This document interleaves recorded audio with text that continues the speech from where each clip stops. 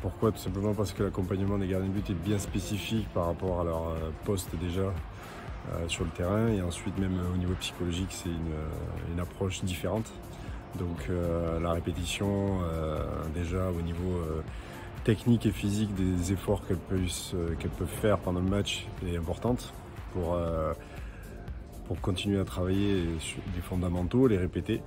Donc voilà, et ensuite au niveau psychologique c'est un support, j'estime, important pour elles parce qu'on a la même vision puisque j'ai été gardien et du coup on a le même langage.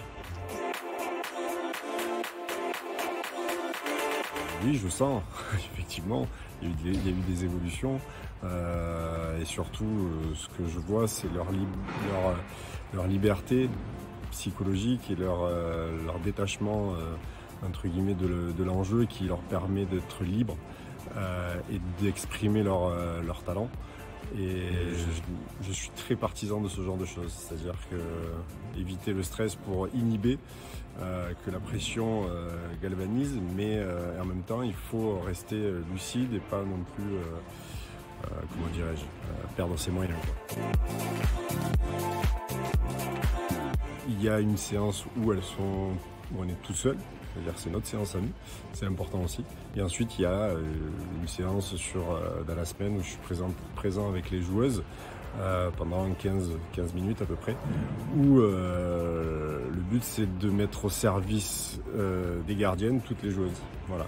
Et ça c'est quelque chose qui est important puisque pendant 95% du temps ce sont les gardiennes qui sont au service des joueuses. Et là pendant 15 minutes entre guillemets, et je pense qu'elle aussi le fait, c'est les joueuses qui sont au service des gardiennes. Donc elles se sentent voilà, valorisées et concernées dans la séance. Il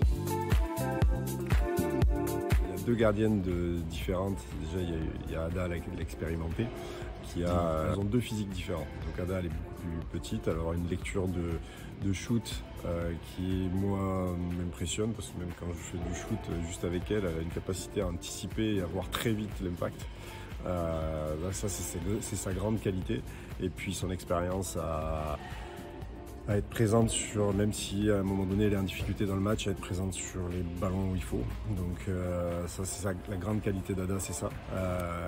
Et de notre côté on a Flo beaucoup plus jeune, moins d'expérience, avec un gabarit beaucoup plus imposant, qui arrive à faire valoir de plus en plus son gabarit justement dans le but, parce qu'on peut être grand et pas prendre de place, c'est ça qui est paradoxal. Aujourd'hui elle arrive à faire valoir ça dans le but, à prendre de la place et ensuite à se détacher de la pression, parce qu'aujourd'hui on attend des choses de plus en plus, elle le sait très bien, elle voit très bien des choses d'elle puisqu'elle grandit et que voilà, mais elle répond présent et c'est génial. Et puis surtout les deux sont complémentaires et complices aussi en même temps. Lorsque je suis pas là à l'extérieur, elles s'entraident et du coup ça fait une paire de gardiennes qui sont performantes, en tout cas pour moi j'estime, et présentes.